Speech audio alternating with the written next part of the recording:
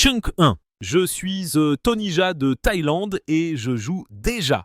Tony Jaa a autrefois été appelé le futur du cinéma d'arts martiaux. De Hong Bak à Tom Yum-goong, il a stupéfié le monde avec une action si brute et réelle qu'elle semblait inarrêtable. Mais en coulisses, son histoire a pris une tournure très différente, une histoire remplie de pression, de trahison et de choix qui ont changé sa carrière à jamais.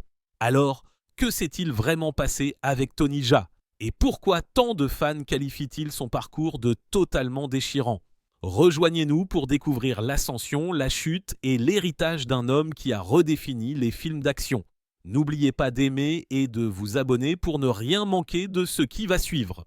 Des champs à la gloire, Tony Jaa a grandi dans une petite partie de la Thaïlande appelée la province de Surin.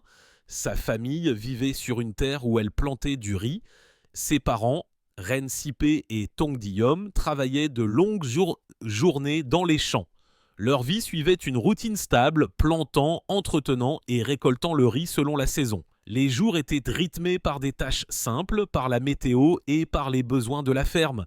Il n'y avait pas de lumière vive de la ville, pas de rue animée et pas de cinéma à proximité. Mais maintenant, au mieux au ballon. Ouais, j'ai l'air au mieux. Mais cette vie tranquille et stable était le monde que Tony a connu en premier. Malgré tout, le monde au-delà des champs l'a atteint de petites façons. Des foires de temples venaient dans les villages. Lors de ces foires, les gens regardaient des films et des spectacles. Tony a vu des photos de combattants et de héros sur les grands écrans. Il a regardé Bruce Lee, Jackie Chan et Jet Li. Ces hommes bougeaient d'une manière qu'il n'avait jamais vue dans son propre village. Leur vitesse, leur contrôle et leurs mouvements audacieux sont restés dans son esprit. Les regarder a fait ressentir quelque chose de nouveau à Tony.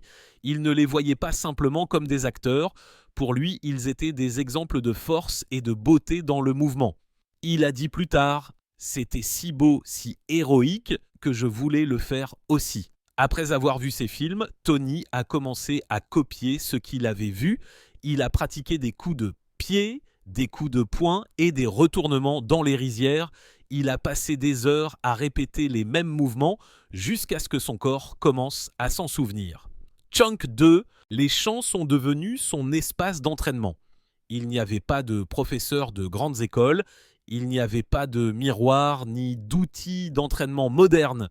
Ce qu'il avait, c'était de la détermination et les images des héros qu'il admirait. À l'âge de 10 ans, Tony a fait son premier pas formel dans les arts martiaux. Il a commencé à s'entraîner au Muay Thai au temple local. Ce n'était pas une salle de sport avec des équipements modernes. L'entraînement provenait de maîtres locaux et d'anciens combattants qui connaissaient le sport par expérience et non par des manuels scolaires. Ils lui ont appris la posture de base, les frappes et la discipline nécessaire pour s'entraîner tous les jours. L'entraînement était strict et physique, mais il correspondait au travail acharné qu'il connaissait déjà grâce à la vie à la ferme. En grandissant, Tony a commencé à se battre dans de petits matchs locaux. Ses combats étaient souvent difficiles et directs. Ils ont testé son corps et sa volonté. Chaque combat lui a appris un peu plus sur le timing, la douleur et la concentration. Petit à petit, les gens de la région ont commencé à remarquer un jeune combattant qui s'entraînait dans un temple simple et se déplaçait avec une intention claire. Les premières années de Tony à Surin ont jeté les bases de tout ce qui allait suivre. Des compétences, de la discipline et un profond désir de devenir plus que ce que son environnement avait prévu pour lui. Ensuite, vous verrez comment une rencontre fortuite a changé sa vie à jamais. Piégé dans l'ombre, la vie de Tony Jaa a pris un virage serré lorsqu'il a rencontré un homme qui allait tout changer pour lui. Cet homme était Pana Rittikraul, un cascadeur et réalisateur bien connu en Thaïlande. Pana s'était déjà bâti une réputation pour la conception de séquences d'actions dangereuses et passionnantes. Lorsqu'il a vu les capacités naturelles de Tony, sa vitesse et son dévouement sans peur, il a su qu'il y avait quelque chose de spécial chez lui. Pana a invité Tony à rejoindre son équipe de cascadeurs. Pour Tony, c'était le premier vrai pas dans le monde du cinéma. Il y voyait une opportunité de se rapprocher de son rêve de devenir comme les héros qu'il avait admirés quand il était enfant. La vie dans l'équipe de cascadeurs était loin d'être glamour. Pendant les 14 années suivantes, Tony a travaillé comme doublure cascade et interprète de fond. Son travail consistait à faire les choses que les acteurs ne pouvaient ou ne voulaient pas faire. Cela signifiait des chutes dangereuses, des sauts en hauteur et des séquences dures de combat où chaque erreur pouvait entraîner des blessures graves. Les spectateurs regardaient les films finis et acclamaient les stars. Chunk 3. Mais derrière ces scènes, Tony était celui qui mettait son corps en danger. L'une des cascades les plus mémorables de sa première carrière a montré jusqu'où il était prêt à aller. Dans une publicité, Tony devait sauter sur le dos d'un éléphant et s'accrocher à ses défenses pendant que l'animal se déplaçait. Le timing et l'équilibre requis pour cela étaient presque impossibles. Pourtant, Tony l'a fait. Ce type de travail exigeait à la fois une force physique et une concentration absolue. Au fil du temps, il a accumulé d'innombrables ecchymoses, entorses et blessures, mais il se plaignait rarement. Pour lui, chaque chute douloureuse faisait partie du processus. Même si Tony se donnait à fond, très peu de gens connaissaient son nom. Le mérite revenait presque toujours à l'acteur qu'il doublait. Pendant que d'autres profitaient de la gloire, Tony restait dans l'ombre. Mais ces années n'ont pas été vaines. Il construisait tranquillement les compétences qui allaient à plus tard choquer le monde. Le travail de cascade lui a donné de la précision, un contrôle parfait de son corps et un instinct pour le timing qu'aucune salle de classe ne pouvait enseigner. Chaque scène de combat, chaque cascade dangereuse et chaque longue journée sur le plateau était une leçon. À la fin de ses 14 années, Tony était devenu plus qu'un simple cascadeur. Il était prêt pour sa chance et le moment était plus proche que quiconque ne l'avait prévu. Bientôt, Tony sortirait de l'ombre et entrerait sous les projecteurs avec un film que personne ne pourrait ignorer. L'explosion que personne n'a vu venir. En 2003, Tony Jaa a enfin eu le moment qu'il attendait. Après des années de travail comme cascadeur en arrière-plan, il a obtenu le rôle principal dans Ong Bak, le guerrier Muay Thai. Ce film ne ressemblait à rien de ce que la plupart des spectateurs avaient jamais vu. Il n'y avait pas de câble le tirant dans les airs, pas d'effets informatiques pour rendre les mouvements plus dramatiques et pas de doublure cascade qui intervenait pour prendre sa place. Chaque coup de poing, coup de pied, retournement et chute était Tony lui-même. Ce que les spectateurs regardaient, c'était une pure capacité athlétique et des années d'entraînement discipliné directement mises à l'écran. Le processus de tournage était aussi dangereux qu'impressionnant. De nombreuses cascades dans Ong Bak ont poussé le corps de Tony bien au-delà des limites en bas de normal. Il s'est déchiré des ligaments, s'est foulé la cheville et a subi plusieurs blessures pendant la production. Chaque fois, il s'est efforcé de récupérer rapidement et de continuer, sachant que c'était sa seule chance de faire ses preuves. L'un des moments les plus dangereux est survenu lors d'une scène où le pantalon de Tony a été incendié pendant qu'il combattait des ennemis. Chunk 4. Ce n'était pas un effet numérique contrôlé. C'était du vrai feu qui brûlait son corps. Les flammes se sont propagées rapidement, atteignant son visage et lui brûlant les sourcils, les cils et même certaines parties de son nez. La plupart des gens se seraient arrêtés immédiatement, mais Tony ne l'a pas fait. Il a continué à jouer malgré la douleur, terminant la prise parce qu'il comprenait à quel point la scène était importante pour le film. Pour rendre la chose encore plus extrême, l'équipe a dû tourner la scène plus d'une fois pour bien la faire. Tony a tout enduré sans hésitation. Lorsque Ong Bak est sorti, la réaction a été explosive. Les spectateurs du monde entier ont été stupéfaits par ce qu'ils ont vu. Un gaz asiatique parle, quelqu'un vient. J'ai l'impression que les combats étaient bruts, rapides et brutaux, sans le style poli que de nombreux films d'arts martiaux avaient à l'époque. Les gens pouvaient sentir le poids de chaque frappe et ils pouvaient voir le danger dans chaque cascade. Les critiques et les fans ont immédiatement commencé à comparer Tony Jaa à des légendes comme Bruce Lee, Jackie Chan et Jet Li. Certains sont même allés jusqu'à le qualifier de prochain Bruce Lee, un titre donné uniquement à ceux qui ont vraiment bouleversé le monde des arts martiaux. Pour Tony, ce film a été la percée qui l'a fait passer d'un cascadeur inconnu à une star internationale. Mais Tony n'avait pas fini.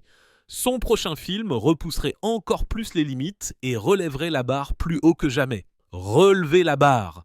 Après le succès d'Ong Bak, Tony Jaa a dû prouver que son premier succès n'était pas qu'un coup de chance. En 2005, il est revenu avec Tom Yum-Goong, sorti à l'international sous le titre de The Protector.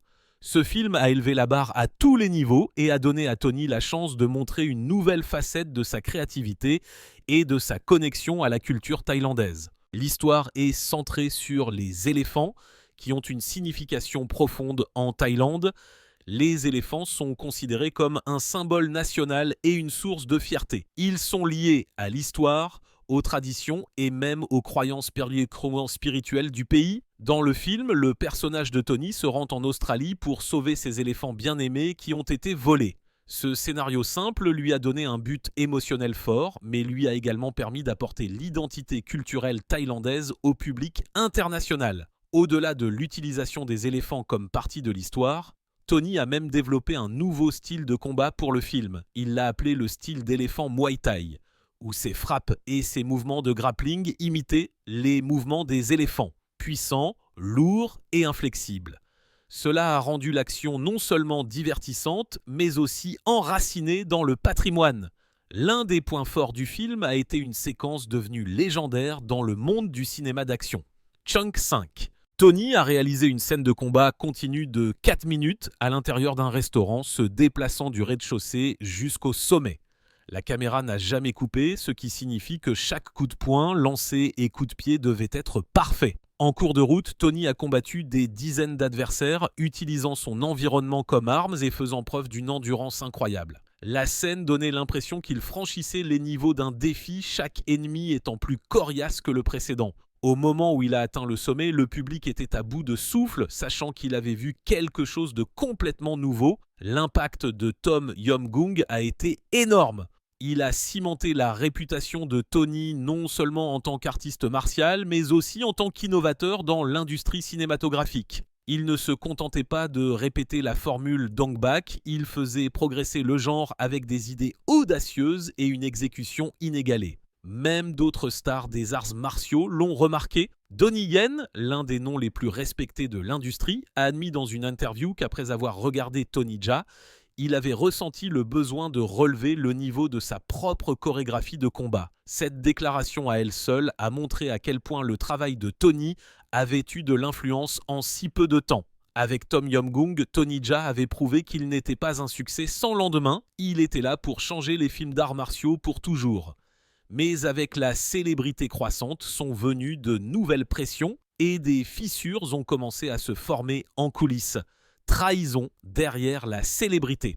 Après la sortie d'Ong Bak et de Tom Yum-Goong, Tony Jaa n'était plus un simple artiste martial essayant de faire sa marque. Il était devenu le visage du cinéma d'arts martiaux thaïlandais, portant à la fois la fierté de son pays et le poids des attentes internationales. Le public voulait plus d'actions époustouflantes, plus de cascades dangereuses et plus de films qui repoussaient les limites. À chaque succès, la pression sur Tony augmentait. Chaque nouveau projet devait être plus grand, plus rapide et plus spectaculaire que le précédent. En plus des exigences physiques, il y avait aussi des défis créatifs. Tony ne se contentait pas de jouer dans les films, mais s'impliquait également de plus en plus dans leur façonnage. Ce niveau de responsabilité était nouveau pour lui et il a commencé à en ressentir les effets. L'un des plus grands défis est survenu dans sa relation avec son mentor Pana Ritchik-Rai. Pana était l'homme qui avait découvert Tony, l'avait formé et l'avait guidé dans le monde du cinéma. Pendant des années, ils ont travaillé côte à côte, Pana réalisant l'action et Tony lui donnant vie. Mais à mesure que la renommée de Tony grandissait, les différences dans leur vision grandissaient également. Ils ont commencé à être en désaccord sur la direction créative, en particulier en ce qui concerne le type de projet que Tony devrait poursuivre. Chunk 6. Un projet très attendu, un film intitulé Sword, a été annulé après des désaccords entre eux. Les fans n'ont jamais pu voir ce qui aurait pu être et les murmures de tension entre l'élève et le mentor ont commencé à se répandre. Bien que ni Pana ni Tony n'aient parlé publiquement de leur rupture, il était clair que quelque chose avait changé.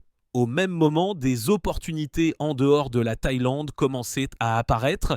Jackie Chan, l'une des idoles d'enfance de Tony, a personnellement essayé de l'intégrer à Rush Hour 3. Cela aurait pu être un moment qui change sa vie, une chance pour Tony de percer à Hollywood et de partager l'écran avec une légende mondiale, mais le timing était impossible. Tony était déjà engagé à faire Ong Bak 2, une production massive en Thaïlande. Lié par des obligations et par loyauté, il a dû refuser l'offre.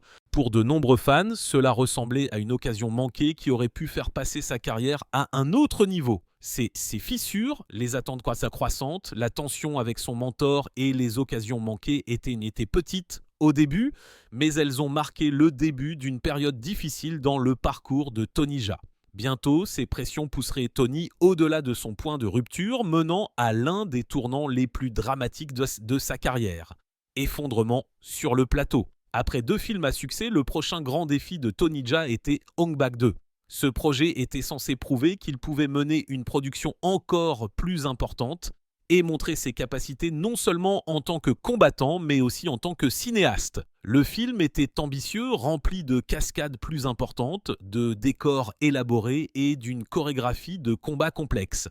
Mais derrière la caméra, les choses étaient loin d'être simples. La production est rapidement devenue chaotique, les budgets ont augmenté, les échéanciers se sont allongés et la pression s'est exercée de tous les côtés. Tony avait assumé plus de responsabilités que jamais auparavant et le poids de tout cela a commencé à se faire sentir.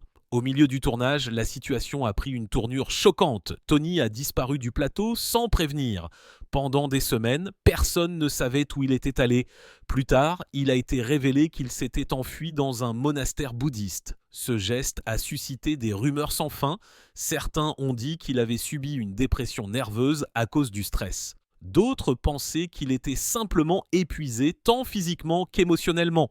Après des années à pousser son corps et son esprit à leurs limites absolues, quelle qu'en soit la raison, sa retraite soudaine a laissé l'avenir du film incertain et a soulevé de sérieuses grosses questions quant à savoir si Tony pouvait continuer. Finalement, Tony est revenu pour terminer le projet. Ong Bak 2 a été achevé et sorti, et bien qu'il contienne des scènes de combat brutales et mette en valeur son talent remarquable, le film lui-même semblait inégal. Les luttes en coulisses étaient claires dans le produit final, Chunk Set. Certains fans ont admiré l'intensité de l'action, mais beaucoup ont remarqué que l'histoire était désordonnée et que l'énergie qui avait autrefois défini le travail de Tony semblait plus difficile à trouver. La situation ne s'est pas améliorée avec Ong Bak 3. La suite a suivi directement les événements du deuxième film, mais à ce moment-là, les problèmes de la production passée pesaient lourdement. Le film manquait de l'étincelle et de l'excitation de ses premiers travaux. L'action était toujours présente, mais elle semblait plus lente, plus contenue et moins inspirée. Les spectateurs ont senti que Tony lui-même était épuisé.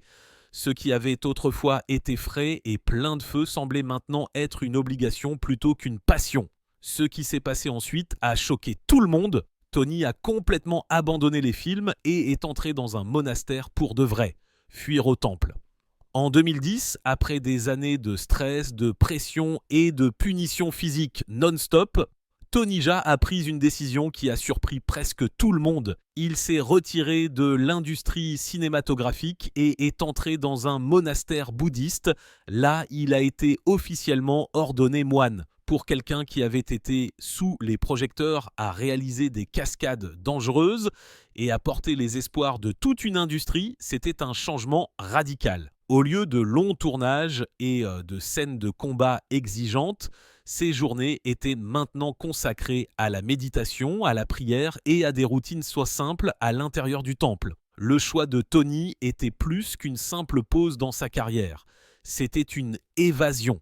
À ce moment-là, il avait subi les attentes constantes des studios, l'épuisement du tournage d'Ong Bak 2 et 3 et le poids d'être considéré comme l'avenir du cinéma d'arts martiaux. Son corps avait été poussé à la limite et émotionnellement, il était épuisé. La vie à l'intérieur du temple lui a donné une chance de respirer. Cela lui a offert la paix et le silence qu'il ne pouvait pas trouver sur un plateau de tournage. Pour un homme qui avait vécu des années sous pression, c'était un moyen de guérir et de retrouver l'équilibre. En Thaïlande, cette décision n'était pas inhabituelle. L'ordination temporaire est une tradition respectée. De nombreux hommes thaïlandais, à un moment donné de leur vie, passent du temps en tant que moines.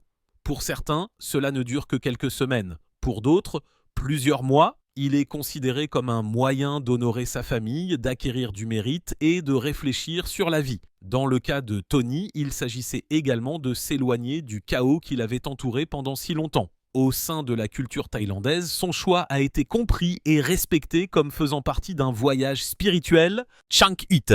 Quand il est revenu, ce n'était aussi pas seulement pour les films, c'était aussi pour un nouveau chapitre de sa vie personnelle, l'amour au milieu du chaos. Après avoir quitté le monastère, Tony Jaa a lentement commencé à reconstruire un semblant de vie normale. Pendant des années, son monde avait été rempli de caméras, de cascades dangereuses et d'une pression incessante de la part de l'industrie cinématographique. Mais en 2012, il a franchi une étape importante dans sa vie personnelle qui lui a donné quelque chose de très différent de la gloire ou de la réussite physique. Il s'est marié. Tony a épousé sa petite amie de longue date, Harat Chiwatan. Elle avait été à ses côtés avant le sommet de sa renommée internationale et leur relation était basée sur la confiance et la familiarité plutôt que sur les projecteurs de la célébrité.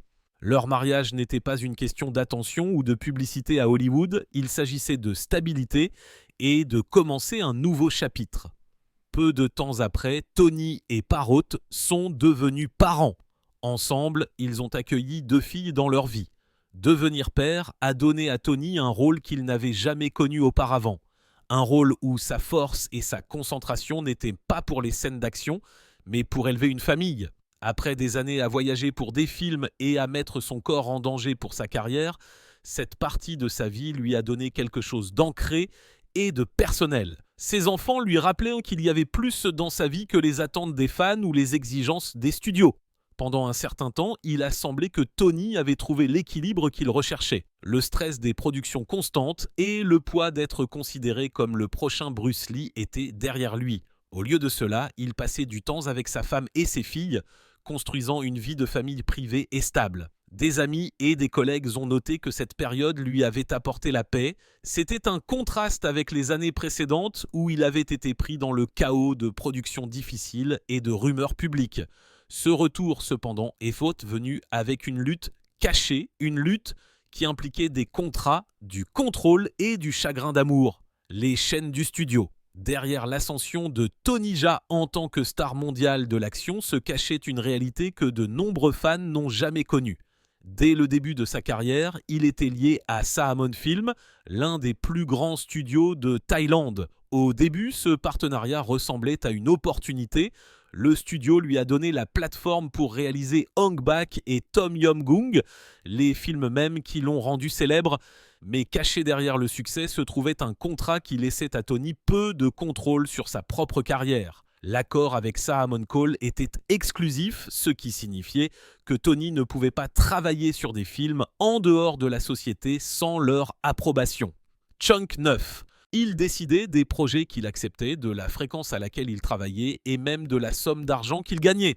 En échange, le studio promettait la sécurité. Ils aidaient également à subvenir aux besoins de sa famille, ce qui, dans la culture thaïlandaise, était d'une grande importance. Soutenir ses parents et ses proches est un devoir, et Saamon a utilisé cette responsabilité comme un moyen de le maintenir lié à eux. Ce qui ressemblait à une protection au début est rapidement devenu une chaîne autour de sa liberté. Au fil du temps, ce contrôle a eu un coût élevé. Tony voulait s'étendre, essayer différents rôles et travailler avec des cinéastes internationaux. Mais le contrat a bloqué la plupart de ses chances. Alors que le monde l'appelait après ses premiers films, il était coincé à faire des suites et des projets de studio en Thaïlande. Pour un artiste qui avait déjà fait preuve d'une créativité incroyable avec son style de combat, c'était frustrant. Sa carrière était limitée non pas par un manque de talent, mais par les termes d'un accord. En 2013, Tony a décidé qu'il devait se libérer, Hollywood tendait la main, et il savait qu'il devait saisir cette chance avant qu'il ne soit trop tard. Mais Saamon Cole n'était pas prêt à le laisser partir. Lorsqu'il a essayé de rejoindre Fast and Furious 7, le studio a intenté une action en justice pour l'arrêter. Ils ont même exigé 50 millions de dollars de dommages et intérêts, un chiffre si extrême qu'il a choqué l'industrie. L'affaire a traîné en longueur et a créé de sérieux obstacles pour Tony. Lorsque Hollywood a finalement ouvert ses portes, le monde s'attendait à ce que Tony brille. Mais ce qui a suivi a montré une histoire très différente, la promesse vide d'Hollywood. Après s'être séparé du système de studio thaïlandais, Tony Jaa est entré dans une nouvelle phase de sa carrière où Hollywood l'a finalement remarqué. Il a joué dans de grands films internationaux tels que Fast and Furious 7 et XKX, Return of Xander Cage. Dans ses projets, il a partagé le temps d'écran avec des stars comme Vin Diesel et avec d'autres artistes martiaux tels que Donnie Yen.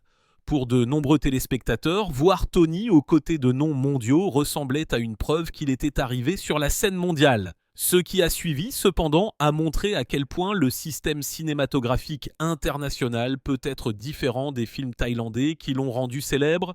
Dans les projets hollywoodiens, les rôles de Tony étaient souvent plus petits et plus axé sur l'action que sur le personnage. On lui a demandé de réaliser des scènes de combat clés et des pièces de démonstration, mais on ne lui a pas toujours donné de longs passages de dialogue ou un développement de personnages approfondi.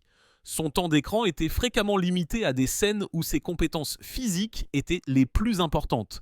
Quand il bougeait, le public pouvait encore voir sa vitesse, son équilibre et sa précision. Chunk 10. Ces moments rappelaient aux gens pourquoi il était devenu une star. Pourtant, ces éclairs de génie étaient encadrés à l'intérieur de films plus importants où il n'était pas le principal moteur de l'histoire ou de l'émotion. Une affirmation courante était que Tony avait des difficultés à Hollywood à cause de la langue, que son anglais l'empêchait d'obtenir des rôles plus importants. Cette explication ne représente qu'une partie de l'histoire. En 2014, Tony donnait des interviews en anglais et gérait les apparitions dans les médias avec une confiance croissante. La langue n'était pas la principale barrière, le problème plus important était la façon dont les productions internationales utilisent les stars de l'action. Les choix de casting, les règles de la franchise et les pratiques de production limitent souvent ce qu'une star invitée peut faire. La chorégraphie de combat et les décisions sur le plateau sont contrôlées par plusieurs équipes. Ainsi, un artiste qui avait autrefois la liberté créative en Thaïlande pouvait se retrouver contraint à l'étranger. Le résultat a été mitigé. À l'écran, Tony a toujours livré une action impressionnante. En dehors du film, les systèmes de l'industrie et le type de rôle qui lui était proposé ont changé la façon dont il pouvait être montré au monde. Les fans ont vu du talent et des éclairs de génie, mais ils ont aussi vu un grand artiste placé à l'intérieur d'un ensemble de règles différents et avec moins de chances de diriger. La flamme s'éteint. Après s'être libéré de Sahamon Cole, Tony Jaa a continué à travailler, mais sa carrière n'est jamais revenue aux mêmes sommets explosifs du début des années 2000. Il a participé à plusieurs projets occidentaux, notamment Skin Trade, Never Back Down, No Surrender, et le film d'action d'ensemble Triple Threat, où il a joué aux côtés d'autres noms des arts martiaux comme Iko Uwais, Scott Adkins et Tiger Chen. Ces films lui ont donné l'occasion de montrer ses compétences au public international, et dans chacun d'eux, il y a eu des moments où sa vitesse et son physique ont rappelé aux gens pourquoi il avait été autrefois salué comme la prochaine grande icône des arts martiaux. Mais même avec ces projets, quelque chose semblait différent. Aucun d'entre eux n'a capturé la même électricité que Ong Bak ou Tom Yum-goong avaient créé. La chorégraphie était solide, mais l'énergie manquait. Les cascades audacieuses, la créativité brutale et le sentiment de regarder quelque chose que personne n'avait vu auparavant. Ces éléments étaient liés aux conditions uniques de ces productions thaïlandaises. Dans les films occidentaux, où les règles de sécurité, les budgets et les équipes de chorégraphie façonnent chaque mouvement, ce style brut et non filtré ne pouvait pas revenir complètement. Un détail frappant est que depuis 2013, Tony Jaa n'est apparu dans aucune production thaïlandaise. Le même pays qui l'avait élevé d'un champ de riz rural aux écrans internationaux ne le présentait plus dans son cinéma. Une partie de cela est due aux batailles juridiques et à l'amertume avec Sahamon Cole, qui a laissé des portes fermées chez lui. Ironiquement, la Thaïlande était l'endroit où Tony avait le plus de liberté et de contrôle créatif. Pourtant, ses opportunités avaient disparu. Chunk 11. Et à l'étranger, il s'est souvent retrouvé limité à des rôles de soutien, travaillant à l'intérieur de systèmes qui lui donnaient de vendre beaucoup moins son mot à dire sur la façon dont les combats étaient tournés ou sur la façon dont ses personnages étaient présentés. Cela a créé un contraste déchirant. Le parcours de Tony Jaa avait autrefois été l'histoire du fils d'un fermier qui a remodelé le monde du cinéma d'arts martiaux, inspirant des millions de personnes et prouvant qu'un dévouement total pouvait créer quelque chose d'inoubliable. Mais les contrats, le burn-out et les structures de l'industrie mondiale ont remodelé cette histoire. Il est resté actif, toujours capable de se déplacer avec vitesse et puissance. Mais le feu avait changé. Ce n'était plus le feu de forêt d'Ong Bak qui brûlait à travers le monde. Au lieu de cela, c'est devenu une flamme plus petite et vacillante, toujours vivante, mais ne brûlant plus à pleine force. Si vous avez aimé cette vidéo, n'oubliez pas d'aimer, de vous abonner et de cliquer sur l'icône de la cloche pour ne jamais manquer d'autres histoires comme celle-ci.